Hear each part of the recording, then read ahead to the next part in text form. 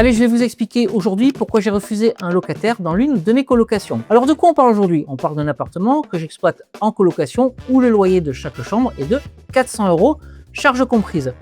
Je fais visiter cet appartement à une personne, à un jeune homme, l'appartement lui plaît, on sympathise et à l'issue de la visite, cette personne m'indique qu'elle souhaite louer une chambre à partir du 1er septembre et elle me dépose donc un dossier. J'analyse ce dossier et à la lecture de ce dossier, il y a une première chose qui m'interpelle, c'est que son garant n'a pas de CDI, n'a pas de CDD, mais travaille en intérim avec des missions de 1 jour, 2 jours ou 3 jours tout au plus. Et ça, moi, en tant qu'investisseur immobilier, c'est quelque chose qui m'interpelle, mais qui ne me rassure pas forcément. Malgré tout, je décide de continuer la discussion avec cette personne. Et quelques jours plus tard, elle m'indique que finalement, elle ne voudra pas prendre la chambre le 1er septembre, mais le 10 septembre, parce que sa paye va tomber le 10 septembre. Et donc, c'est uniquement à partir de cette date-là qu'elle pourra me payer le loyer du mois de septembre.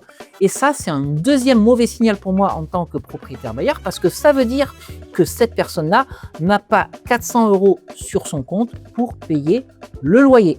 Si je résume donc la situation, j'ai un garant qui est en intérim avec des missions de 1 jour, 2 jours ou 3 jours. Et surtout, j'ai un locataire potentiel qui n'a même pas 400 € sur son compte bancaire pour payer le loyer. Voilà les deux raisons pour lesquelles j'ai décidé de ne pas prendre cette personne dans ma colocation. Bien entendu, je sais que certains d'entre vous penseront que j'étais trop exigeant ou trop élitiste dans le choix du locataire, mais je tiens à le rappeler une nouvelle fois, à partir du moment où les propriétaires bailleurs pourront mettre dehors tous leurs locataires dès le premier jour de loyer impayé, nous serons beaucoup moins rigoureux et beaucoup moins sélectifs sur le choix des locataires. En attendant, les règles du jeu sont comme ça.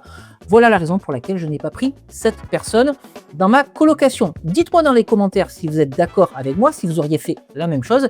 Et puis, si cette vidéo vous a plu, n'hésitez pas à la liker. Et puis, pour davantage de conseils et d'astuces sur l'investissement immobilier, n'hésitez pas à vous abonner.